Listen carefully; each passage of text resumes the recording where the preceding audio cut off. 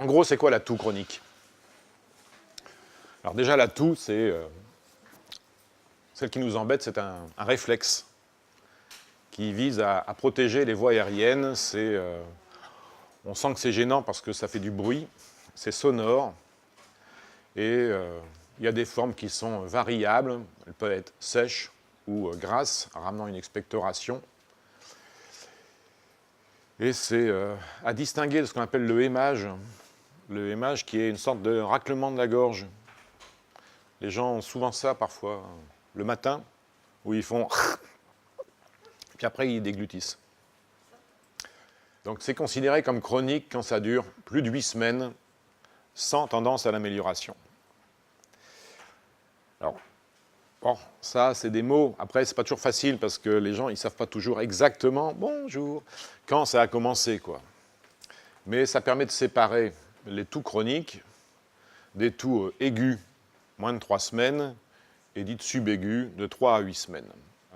Le vrai problème de la toux, c'est les toux aiguës post-infectieuses. Après un épisode viral, apparenté, enfin, bronchite, épisode infectieux, quel qu'il soit, et même si ça dure et que c'est gênant, au bout de 8 semaines, de toute façon, 6 à 8 semaines, c'est moins, même si c'est encore là. Ça peut durer 3 à 4 mois, les toux post-infectieuses. Ce n'est pas une raison pour s'énerver plus vite si ça a tendance à s'améliorer. Mais à partir du moment où c'est chronique, ça devient pas normal, et donc il faut s'en occuper. Donc le premier point important, c'est 2 mois sans tendance à l'amélioration. Alors on oppose bien sûr les toux productives. Celles-là, en règle générale, il faut les respecter. Et les toux réflexes, dont on s'occupe. En d'autres termes, quand on parle de toux chronique et qu'on fait une succession de réflexions, d'interrogatoires, voire d'examens, c'est parce qu'on a des toux chroniques, sèches, qui durent. Et donc, il faut toujours éviter... Bonjour. Bien sûr qu'il faut éviter tout traitement antitussif devant une toux productive, parce que ça va amener la personne à s'encombrer dans ses sécrétions. Donc, inutile. Prévalence. Alors, c'est vraiment très fréquent. Alors, il y a plein de trucs. Bon, on sait qu'en médecine générale, c'est le 5e motif de consultation. Et que si on va chez le spécialiste, c'est 10 à 30% des consultations.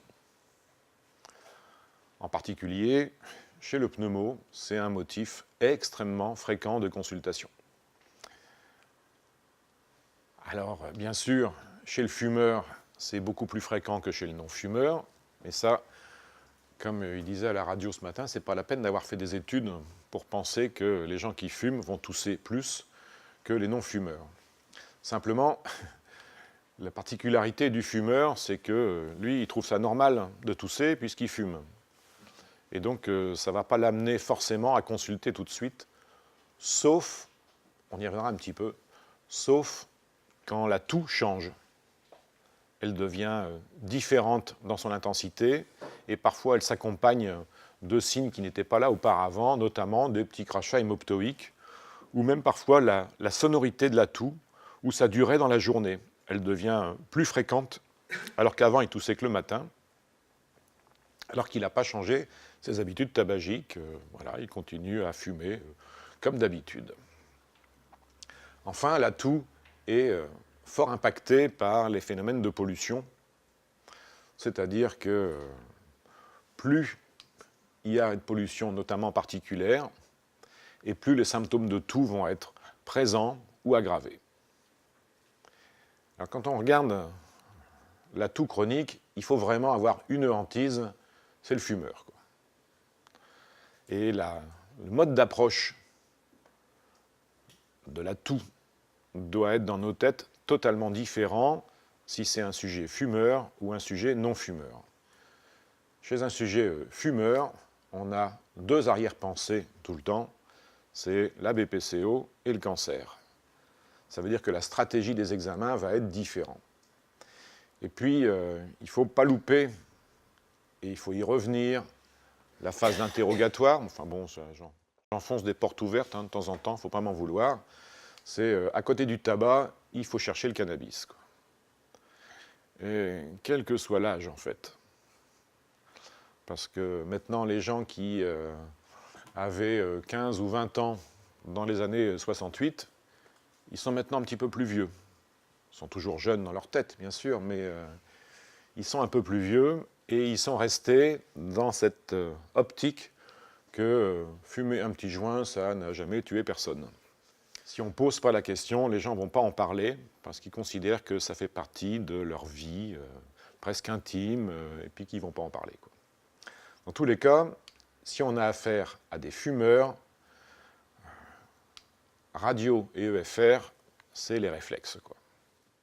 Alors il faut se méfier quand il y a des symptômes chez le fumeur, les douleurs, les hémoptysies, et bien sûr s'il y a des bruits respiratoires, notamment l'auscultation. Les gens, spontanément, quand même, sont menteurs, quoi. Pas parce que c'est leur nature, mais presque. Ils sont menteurs, et ça se voit de temps en temps. Par exemple, ça, c'est le scanner d'un patient qui a eu son scanner parce que jusque-là, il n'y avait rien. Et que comme il nous avait juré, qu'il ne fumait pas, vous verrez qu'il y a une stratégie. Mais ils sont fumeurs, ils sont menteurs et ils sont joueurs. Parce que, en fait, sur le scanner, il avait oublié de retirer son paquet de cigarettes, quoi. C'est dire à quel point il faut reprendre l'interrogatoire avant de se lancer dans des batteries d'examens paracliniques, quoi. En fonction des pays. Alors, on voit que ça varie. Paris est ici, là. Donc on a les gens qui ont une toux nocturne, les gens qui ont une toux sèche et les gens qui ont une toux productive. Et on voit qu'il y a certaines villes, alors le problème c'est que je ne les connais pas, mais par exemple à Erfurt, alors si quelqu'un sait où c'est Erfurt, je suis preneur, et à Erfurt il y en a beaucoup moins. De la même façon à Ipswich, il y en a beaucoup moins. Donc ça varie, mais globalement, on voit qu'on tourne autour de 15 à 20% de toux nocturne, une dizaine de pourcents de toux sèche et une dizaine de pourcents de toux productive. C'est dire à quel point c'est beaucoup, quoi. Et alors, on pourrait se demander, on pourrait penser que c'est plus les hommes que les femmes, ou que ce soit plus les femmes que les hommes. Eh bien, sur les enquêtes qui sont menées sur 10 000 patients, 2 tiers, c'est les femmes. C'est la ménagère de la cinquantaine. Les explications ne sont pas très claires, mais on verra tout à la fin, dans le tome 4, qu'il y a des explications hormonales au fait que pour des stimulus qui ne sont pas forcément plus importants, il y a une réactivité plus importante des femmes, donc pour des agressions ou des stimuli moindres. Les principales étiologies. Donc, quand on réfléchit aux étiologies, donc, soit la toux survient chez un patient qui a déjà un problème. Bon, en règle générale, on rattache la toux au problème. Mais là aussi, je pense qu'on y viendra un petit peu, mais c'est pas parce que quelqu'un a un problème pulmonaire et tousse que la toux est directement liée sur le plan anatomique, j'allais dire, à son problème pulmonaire. En d'autres termes, la maladie chronique pulmonaire, qui s'accompagne d'une toux minime, peut voir la toux prendre le dessus pour un contexte psychologique. Et ce sont des choses qui peuvent très bien se régler dans le cadre, par exemple, de réhabilitation et éducation thérapeutique. Mais le stress est capable de faire tousser quelqu'un si on est en train de lui annoncer une nouvelle un peu difficile à digérer d'emblée sur le problème pulmonaire pour lequel on le soigne, quoi. Ou alors, la toux native. La toux native, bon, après j'en parlerai plus de trop, mais dans la toux native, on remet le tabagisme. Ça fait quand même, en France, près de 5 à 6 millions de tousseurs, quoi. C'est bien pour ça qu'il ne faut pas se lancer dans des examens inutiles chez le fumeur, alors qu'il faut aller directement à l'essentiel, on l'a dit tout à l'heure, la radio, l'EFR. Et dans les étiologies, on peut s'aider aussi de certaines caractéristiques. Alors l'atout qui est essentiellement nocturne, ça évoque essentiellement, mais pas uniquement, l'asthme et le reflux. Si c'est au primo-décubitus, au moment où les gens se couchent, ça évoque le reflux. Si c'est au décubitus et à l'effort, plutôt une orientation cardiaque. Si c'est uniquement à l'effort, c'est asthme ou équivalent d'asthme et cardiaque. Et bien sûr, si on entend des sibilants chez un non-fumeur, on pense d'abord à la maladie asthmatique. Et si on entend des crépitants, qu'ils soient fumeurs ou non-fumeurs, on pense d'abord aux pathologies interstitielles. Donc on peut s'aider dans l'orientation étiologique sur certaines des caractéristiques sémiologiques de l'atout. Les trois grandes étiologies, on les connaît. Il y a les causes ORL qui prennent le devant. Dans les causes ORL, bon, il y a rhinite, rhinosinusite chronique. Ce qui est le plus perturbant, c'est la rhinorrhée postérieure. Donc la rhinorrhée postérieure, on va y revenir dans le détail après, parce que c'est extrêmement fréquent, même si on n'arrive pas à l'identifier. Et c'est ça qui est pervers, c'est que ce n'est pas un diagnostic facile, donc on simplifie en disant, comme ce n'est pas un diagnostic facile et que c'est fréquent, on traite, et puis on verra bien. Deuxième grande cause, c'est les inflammations éosinophiles, donc au sens large du terme, avec l'équivalent d'asthme, et un truc sur lequel les gens s'excitent beaucoup, qui est la bronchite éosinophile, dont nous, on n'en trouve pas beaucoup. Dans la littérature, c'est très... ils en font des montagnes. Donc je peux vous expliquer comment ça se passe plus tard. Mais bon. Tous ces détails sur ces maladies, on les verra dans le tome 2. Et puis il y a les causes digestives, avec essentiellement les reflux acides et non acides. Puis après, il y a les causes rares ou trompeuses, dont on suivra les aventures dans le tome 3, avec les pathologies interstitielles, les maladies de système, les troubles du rythme, le syndrome d'apnée du sommeil, et puis d'autres causes rares. En gros, donc, c'est un arc réflexe. Alors au début, c'est simple comme ça. Hein. Donc le réflexe, il naît de divers endroits. Donc ça va de l'ésophage, la trachée, les bronches, on pourrait dire la plèvre, ça fait tousser, le pharynx, ça fait tousser. Enfin, il y a énormément de récepteurs qui ont des voies afférentes, qui sont des fibres A delta, des fibres C, on s'en fout. Il y a des fibres, mais c'est important quand même. Et tout ça est intégré au niveau du bulbe. Donc il y a un centre qu'on appelle le SNS et qui va transmettre l'information aux voies efférentes. Les voies efférentes ont pour but de tout mettre en forme pour qu'il y ait une inspiration, un arrêt et une expiration brutale. Donc il faut commander essentiellement les diaphragmes et les muscles expiratoires. Et puis ça tousse, et ça, le cas échéant, ça expulse des contaminants. On le sait quand on dit toujours quand on avale de travers. En fait, quand on avale de travers, c'est qu'on met quelque chose dans la trachée. C'est pour ça que le mot avaler de travers est toujours bizarre comme mot. Mais donc ça, c'est la base. Alors il y a au moins une chose qui est tout à fait étonnante, c'est la connaissance maintenant qu'on a des récepteurs.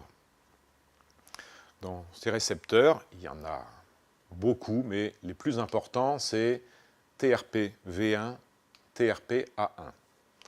Donc les récepteurs TRPV1, TRPA1 sont activés, irrités, et envoient leur potentiel jusqu'au NTS, au niveau du tronc cérébral, qui intègre, qui coordonne les muscles et qui provoque la toux. Donc ce qu'il faut bien voir, c'est ces récepteurs. Parce que ces récepteurs, on se rend compte maintenant que ça réagit à plein de choses. Quand on dit que ça réagit à plein de choses, c'est les mêmes ici. Et donc ces récepteurs sont sensibles à la fois à des stimuli mécaniques, à des stimuli thermiques et à des stimuli chimiques. Ben, ça veut dire que quand on va, qui qu'on soit, être soumis à des agressions, qu'elles soient mécaniques, thermiques ou chimiques, selon le niveau où on situe notre seuil de réactivité, on va tousser ou on ne va pas tousser. Ce seuil de réactivité, on en a dit un mot, varie entre l'homme et la femme, par exemple. Et donc, s'il y a plus de femmes qui toussent que d'hommes, c'est essentiellement parce qu'en fonction du cycle hormonal, on va dire, la réactivité à la toux varie dans le mois. On se rend compte que l'expression de ces récepteurs, TRPV1, TRPA1, varie d'un sujet à l'autre sans qu'on comprenne très bien pourquoi. Et ça veut dire qu'on a une sorte de prédestination suite à une agression chimique, thermique ou physique. On est prédestiné à tousser de façon plus ou moins importante ou à ne pas tousser. Ces récepteurs vont donc, on en voit qu'il y en a plein au niveau de l'épithélium, mais également au niveau des nerfs des voies aériennes, vont être soumis également à l'effet des médiateurs de l'inflammation, comme l'IL-8, le TNF-alpha, enfin bon, on ne va pas rentrer dans les détails. Ça veut dire que l'environnement dans lequel se trouve un patient qui a une toux chronique ne va pas forcément s'arrêter si on règle une partie du problème et qu'on laisse un état inflammatoire, on va dire, un état inflammatoire sous-jacent qui, lui, va continuer à stimuler les récepteurs. Et c'est un peu comme ça que, petit à petit, on arrive, si on ne fait pas gaffe, à passer d'une toux aiguë à une toux chronique. Alors ça a été bien étudié, il faut mieux regarder ça. Ça, c'est vachement important. On a 4 situations différentes. Donc la première situation, en fait, c'est la toux aiguë. Donc on a l'agression, c'est-à-dire on a un déclencheur, comme on dit, qui n'est pas une vue de l'esprit. C'est vrai, ça peut être un virus, mais ça peut être une inflammation bronchique, ça, bon, tout ce qu'on veut. Ça peut être le reflux, par exemple. Ça peut être les médiateurs relargués par l'existence du reflux qui envoie des connexions pour libérer certains médiateurs dans les bronches. Mais on est dans une situation aiguë au début. Donc on a beaucoup de déclencheurs et un réflexe de toux normal. Et avec la pérennisation de cette réaction inflammatoire à bas bruit, eh bien on se rend compte que petit à petit, il faut un peu moins de déclencheurs, un peu moins d'agression pour déclencher la toux. Et puis au fur et à mesure, presque plus de déclencheurs et avoir une toux importante. Et enfin, pratiquement pas ou même plus de déclencheurs pour avoir une toux qui est vraiment la toux chronique qui dure depuis des mois et pour lequel la cause initiale n'est plus là. Et c'est vraiment ça qui est, je trouve, qui est intéressant. Bon, ça c'est juste ce que j'en pense, c'est pour ça que ça m'amuse. Mais c'est ça qui change dans la prise en charge des patients. C'est-à-dire que on aura du mal, si on laisse traîner les toux chroniques, on aura du mal à trouver l'élément causal de la toux parce que ce n'est plus le problème. Le problème, c'est que ça s'est modifié pour aboutir progressivement à ce qu'on appelle le syndrome d'hypersensibilité à la toux, ou la toux par hypersensibilité, ou le CHS, on va y revenir. Et ça, C'est vraiment nouveau, comme c'est marqué. C'est-à-dire que dans la toux chronique, quand elle dure, eh bien, il y a la mise en place d'une véritable neuropathie tussigène. La même chose que pour les douleurs, quoi. C'est-à-dire qu'on aboutit à des connexions qui ne se font plus uniquement avec le tronc cérébral, mais modification des récepteurs TRPV1, TRPA1, connexion entre le bulbe et le cerveau, et il y a une sorte de boucle neurogène qui se met en route, qui fait que les gens vont avoir ce qui est appelé aussi CHS, le Cough Hypersensitivity Syndrome, ou tout par hyperactivité sensorielle. Moi, j'appelle ça neuropathie tussigène. Je trouve que c'est plus beau comme mot. Et je vais vous montrer le schéma conceptuel de ça, qui reprend ce que je viens de vous dire. Au début, quand le verbe s'est fait chair, on avait donc les stimuli qui sont nuisibles, donc les agresseurs, les déclencheurs, et qui provoquent l'envie de tousser et la toux protectrice. Ça, c'est la situation aiguë, tout va bien, d'un sens. Et puis, si ça traîne un peu, que ce soit les virus, l'environnement, les polluants, des irritants chimiques, des médiateurs de l'inflammation, on aboutit à ce qu'on appelle des lésions des nerfs sensitifs. Lésions des nerfs sensitifs, ça veut bien dire qu'on va toucher aux récepteurs, les TRP, V1A1, qui vont augmenter en nombre, qui vont devenir de plus en plus sensibles et qui vont finir par réagir à des stimuli complètement inoffensifs. Quand je dis inoffensif, par exemple, un interrogatoire, ce qu'on trouve, c'est eh bien, même simplement des fois quand je change de pièce, je me mets à tousser, hop, et je ne peux pas m'en empêcher. C'est vraiment une sorte d'urgence à tousser, où des fois je suis bien, je décroche le téléphone, et le fait de commencer à parler, je me mets à tousser. Donc ce qu'on peut considérer réellement comme étant des stimuli totalement inoffensifs, quoi, passer d'une pièce à l'autre, descendre de l'avion et s'apercevoir qu'il pleut comme je ne sais pas quoi sur Nouméa, eh bien ça peut faire tousser. Moi, je n'ai pas toussé. Je m'y attendais. Enfin, on m'avait prévenu, quoi. Enfin, mon fils m'avait prévenu. Et à ce moment-là, les stimuli inoffensifs sont responsables d'une envie de tousser incoercible, qui peut durer, comme je vous dis, 5, 10, 15 minutes, et qui est responsable d'une toux qui ne sert à rien, quoi. C'est vraiment une toux pathologique. C'est plus un réflexe, c'est une sorte de maladie autonome pour elle-même. Ce qu'on appelle la toux par hypersensibilité ou la toux neurogène. Donc, c'est globalement ce qu'on va rentrer dans le cadre, la neuropathie tussigène, dans le cadre des toux réfractaires. Parce que c'est celles qui vont jamais s'arranger, ou un tout petit peu. Par exemple, on pense, comme la patiente d'avant, là, hein, le cas clinique du début, elle est gênée dans certaines situations où il peut y avoir quelques irritants. On se dit, bah, ça c'est une hyperactivité bronchique, je vais m'en sortir. Il n'y a rien qui marche. Si on se dit, ah, quand même, elle est gênée quand elle s'allonge, ça doit être, il doit y avoir une part de reflux, on traite le reflux. Il y a un petit peu de trucs et puis ça ne s'arrange pas complètement, et puis après, ça revient, quoi. Et donc, ça va être une des grandes difficultés dans la toux, c'est que les causes se mélangent. Plus on traîne, et plus les causes se mélangent.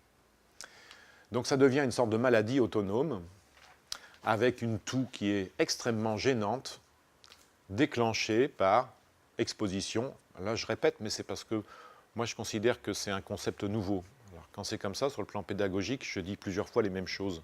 Comme ça rentre si des fois vous arrêtez d'écouter un peu par une exposition thermique, mécanique ou chimique de faible intensité. Et donc, c'est vraiment une neuropathie.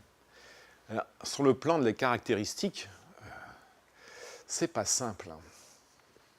Mais on retrouve des choses comme il y a souvent une irritation de la gorge. Ils peuvent être gênés quand ils parlent. Ils peuvent être gênés par des stimuli qui respirent. Mais c'est incontrôlable. Et les facteurs déclencheurs sont multiples. Alors vous voyez que c'est vachement pervers parce que si on prend par exemple aérosol, parfum, odeur, en pratique on se dit ça c'est de l'hyperactivité bronchique.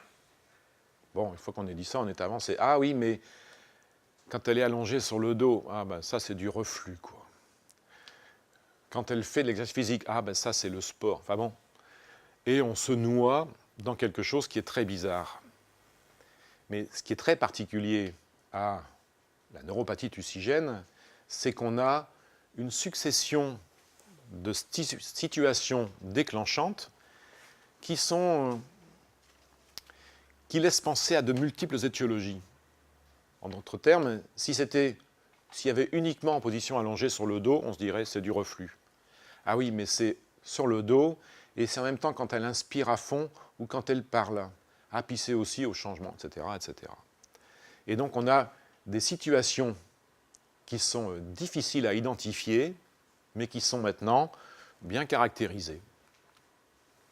On les retrouve, alors ça peut être associé à une dysfonction des cordes vocales, à des symptômes de reflux, à un raclement de gorge, à avoir une gêne pharyngée permanente, ou à une dysphonie, comme on peut voir chez les gens qui ont des reflux importants.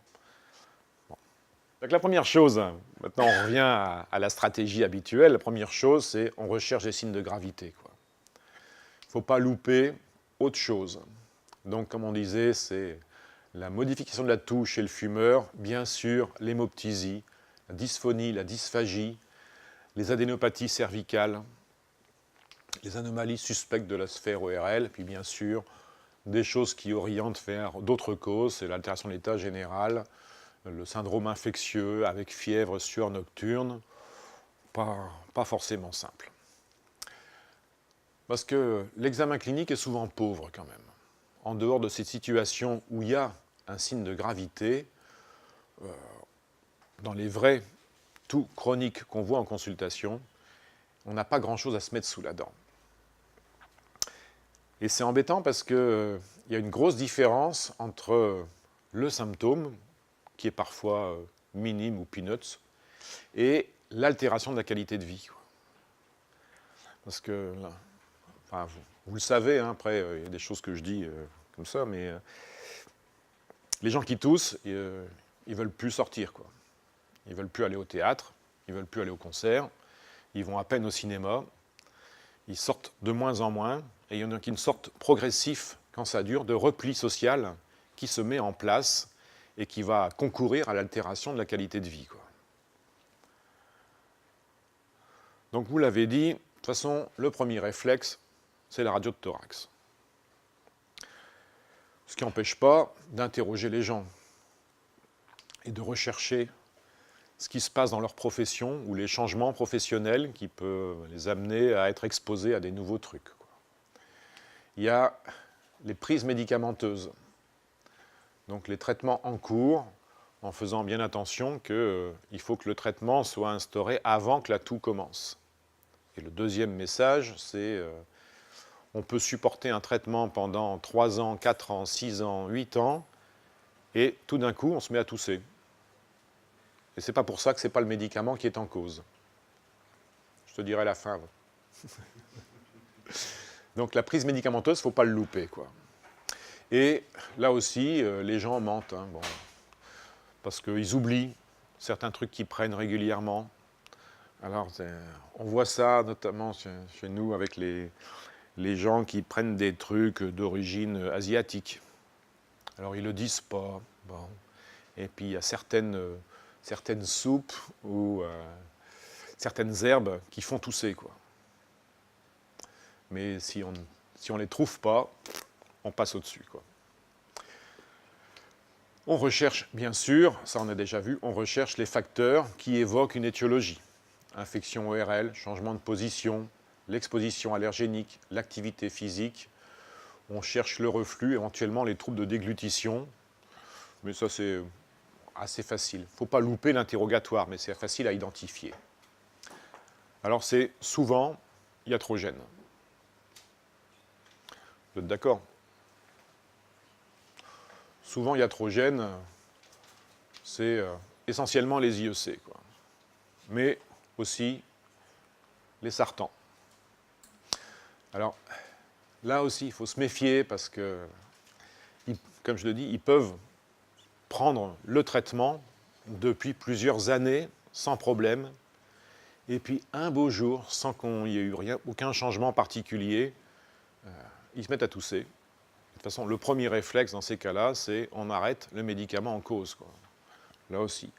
Il faut vraiment rien avoir compris à ce qu'on discute aujourd'hui pour remplacer l'IEC par un sartan, quoi. Et il faut se méfier des collyres de bêta-bloquants, qui sont parfois pas signalés comme des médicaments parce qu'ils ne les prennent pas par la bouche et ça fait tousser. Puis après, il y a des trucs plus anecdotiques, je trouve. Mais si on pense que l'imputabilité est forte, quand on dit imputabilité en termes de toux chronique médicament, ça veut dire le médicament était pris avant que la toux commence. C'est le seul truc. Il n'y a pas de délai, il n'y a pas de durée. Il faut simplement que le médicament soit pris avant le début de la toux. Alors quand on a un doute, il y a Pneumotox. Donc Pneumotox, c'est un site internet, comme vous le voyez, c'est un website. Donc je pense qu'en français, ça doit être site internet, où il y a la toux, et puis il y a tous les médicaments. Alors là, ça s'arrête à I. On voit qu'il y a quand même beaucoup des IEC. Là. Mais tous les médicaments qui ont été décrits pouvant donner une toux chronique sont listés. Donc on fait comme on veut, soit on tape par maladie et on tape toux, enfin toux, TOUX, hein, ou alors on prend par médicament et on tape le nom du médicament. Et puis si ça sort avec de la toux, ben, c'est que c'est potentiellement suspect, quoi. Alors, on cherche également toutes les situations qui évoquent la neuropathie tussigène. Mais vraiment, là j'en ai vu plusieurs maintenant, hein, c'est des toux qui durent, quoi. Hein. Moi, dans ma pratique, c'est plus d'un an, quoi. Plus d'un an de toux. Et souvent c'est plus de 5 ans, voire plus de 10 ans. Et les gens, ils ont toujours un espoir, quoi. Et ils ont raison. Bon, puis on s'intéresse à tout ce qui va faire que la vie va devenir pénible, notamment l'incontinence urinaire, les céphalées, les douleurs, les fractures de côte quand on tousse, c'est classique, quoi. Et la dépression qui va de pair, à la fois personnelle, ça implique le milieu familial, et la vie sociale, comme je vous le disais, c'est des gens, ils n'osent plus rien faire, quoi. Donc, moi, je trouve que c'est un vrai problème. Le problème, c'est que ce n'est pas grave, quoi. C'est juste insupportable pour les patients et ça leur gâche la vie, quoi. La coqueluche n'existe pas chez les gens vaccinés, donc ça, c'est faux. La coqueluche, bon, c'est très tendance, on en voit, mais bon, généralement, ça s'arrange, quoi. Donc on a beau nous dire, bon, ce qui est important, c'est le comptage, quoi. Parce qu'il ne faut rien faire d'autre. Il n'y a plus de sérodiagnostic qui soit fait ou remboursé. La PCR pour une toux chronique, ça n'a aucun intérêt. Donc en gros, c'est une toux post-infectieuse, banale, qui met très longtemps à s'arranger, pour lequel il n'y a pas de traitement. Il faut de la patience, quoi. C'est surtout en recherchant la notion du comptage dans l'environnement, dans les enfants qui étaient là éventuellement. Bon, mais on en voit, ça se voit, vraiment. Alors il y a des tas de questionnaires qui ont été mis en place pour apprécier, à la fois des questionnaires généraux, pour apprécier la qualité de vie, la toux. Ça, c'est très bien. Et l'interrogatoire, c'est très bien aussi, quoi. De toute façon, si les gens ont un problème de toux chronique, c'est pas la peine de se poser des questions, ça les fait suer, quoi. Sinon, ils ne seraient pas venus consulter.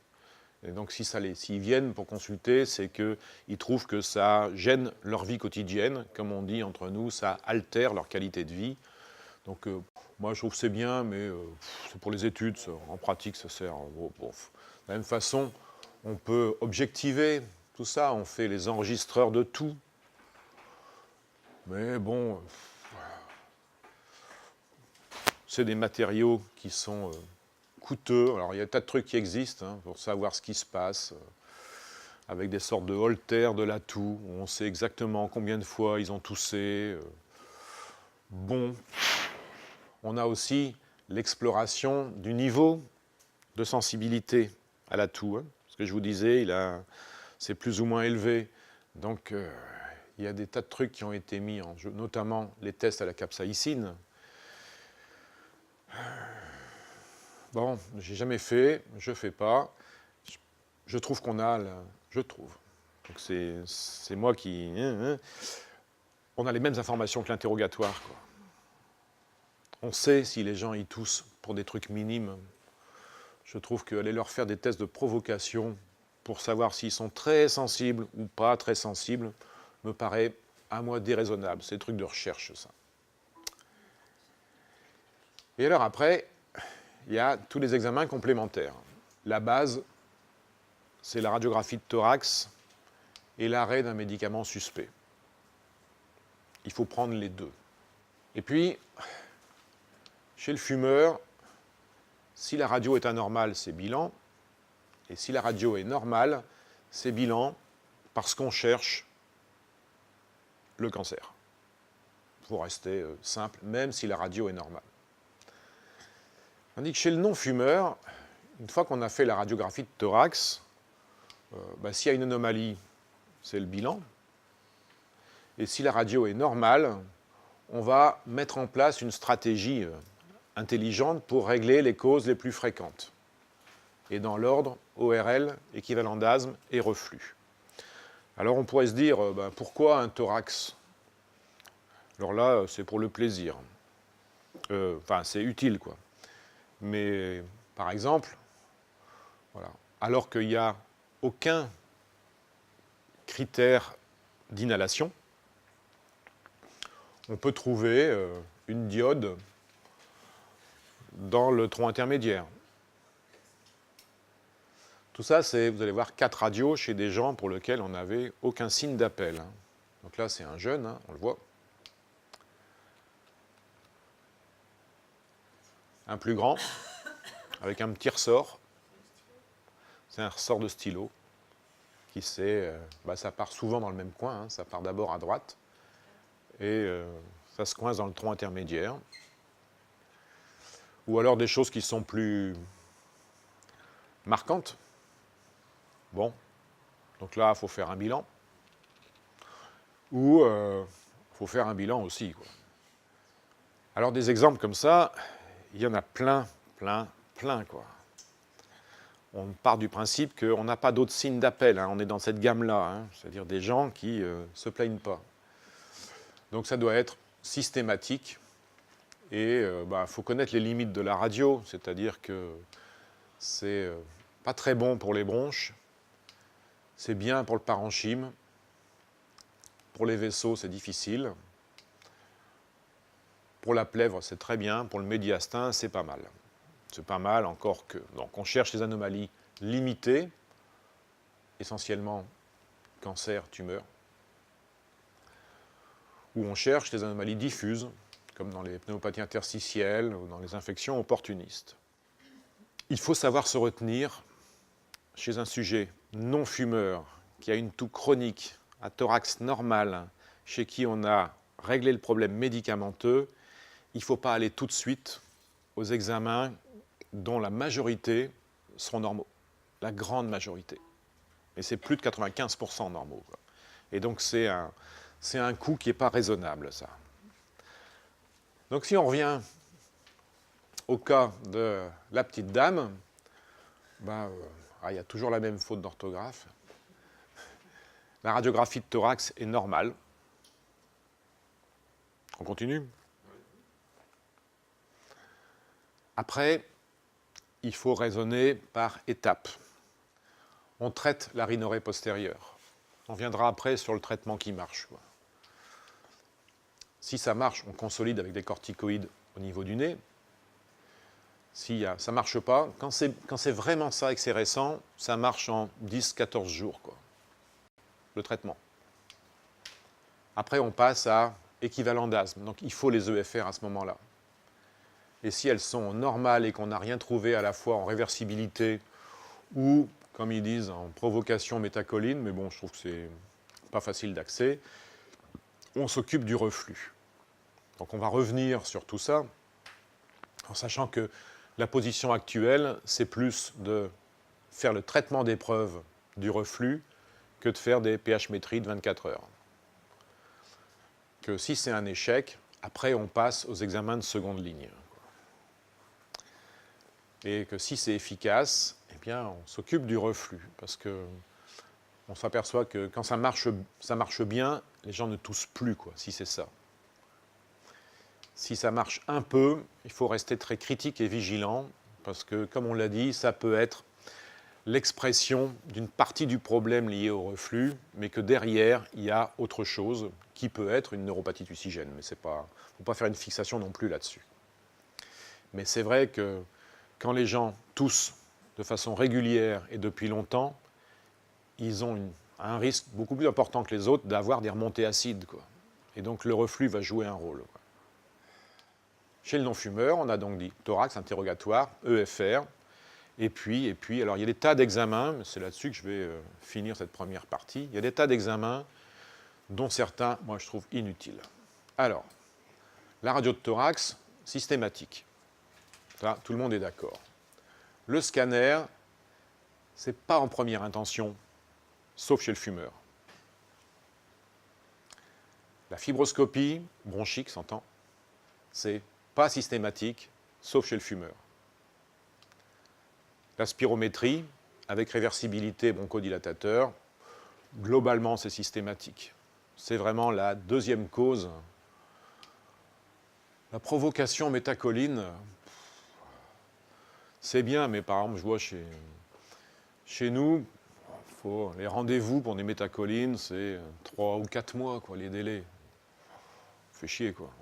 Donc, moi, je laisse tomber ça. Test cutané, alors en fonction de l'âge et du début, c'est assez facile, le bilan allergo. Assez facile, ça veut dire il faut se lâcher là-dessus. Je vous ai dit ce que je pensais de ces tests qui ont pour but d'objectiver le niveau de sensibilité à la toux, donc les tests à la capsaïcine. C'est de la recherche, quoi.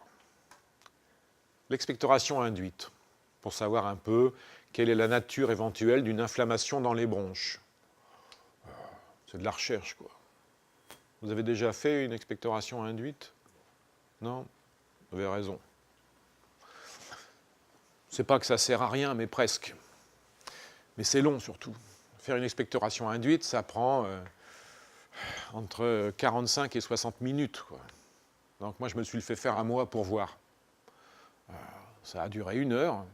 Donc, vous voyez comment ça se passe ou pas, hein? On respire pendant des périodes qui sont souvent de 7 minutes. On respire des concentrations croissantes de sérum salé. Et puis, on respire ça pendant 7 minutes, et puis après, on essaye de sortir quelque chose. S'il n'y a rien qui sort d'intelligent, hop, on passe à la concentration au-dessus, donc c'est 5%, 6%, 7%, et ainsi de suite. Donc moi, je l'ai fait jusqu'à la concentration maximale pour moi, et ils ont sorti un truc comme ça. Quand c'est arrivé au labo, on a dit inanalysable, manque de matériel. Bon, j'avais perdu 1 heure, quoi. Bon, non, c'est un truc pour les gogoles, ça, vraiment. Hein. Enfin, c'est pour la recherche, quoi. Le NO exhalé, c'est pas mal, ça. Mais bon, il faut en avoir une mesure de NO exhalé. Le seul intérêt du NO exhalé, c'est que c'est un bon reflet de l'inflammation bronchique à eosinophile, quoi. Donc ça ne fait pas la différence entre asthme et bronchite à eosinophile, par exemple. Mais bon, quand on a plus de 40 ppb, c'est pas mal, quoi. Et on s'en sert nous, un peu. Le problème, c'est que c'est coûteux. Pas tellement l'appareil qui est coûteux, c'est, comme on dit, les consommables. Et que comme c'est pas remboursé, c'est vraiment un truc, c'est bien, mais c'est du baratin, quoi. L'endoscopie sinusienne, oui. Donc, mais c'est surtout s'il y a des symptômes ORL, quoi. Mais on est surpris que, je ne parle pas pour vous, hein, mais de voir combien les pneumologues qui passent leur temps à passer le fibroscope dans la narine ne regardent pas beaucoup ce qui se passe dans le nez des gens, en fait. Si, vous le notez, pas facile, moi, je trouve. En gros, c'est quand même l'ORL qui fait ça, quoi. La radio de sinus, aucun intérêt. Donc c'est vraiment le truc qu'on peut éliminer. Le scanner de sinus, moi, ce que j'explique, c'est que c'est pas ni aux généralistes ni aux pneumologues à programmer un scanner de sinus, c'est l'ORL qui voit ça, quoi. Parce qu'il y a, je pense, beaucoup de scanners de sinus inutiles. Bon. Et évaluer la déglutition, c'est quand il y a un trouble de déglutition. Enfin, l'endoscopie digestive, s'il y a des symptômes digestifs. La pH-métrie, c'est passé au second plan par rapport, dans l'exploration des reflux, des toux chroniques par reflux, c'est passé au second plan par rapport au traitement d'épreuves. Et c'est seulement en seconde intention qu'éventuellement, on a à faire soit la pH-métrie sur 24 heures, soit l'impédance-métrie. Mais là aussi, c'est compliqué, c'est difficile d'accès. Pourtant, c'est un bel examen à l'impédance-métrie. On va en reparler après, quoi.